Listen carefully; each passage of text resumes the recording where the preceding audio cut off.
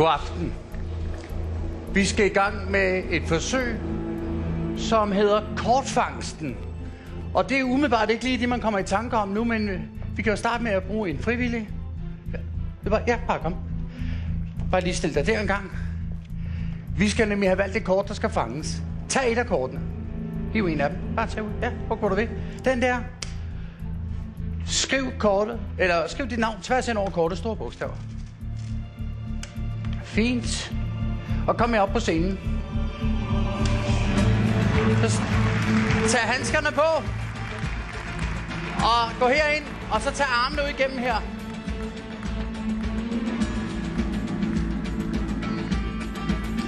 Sådan.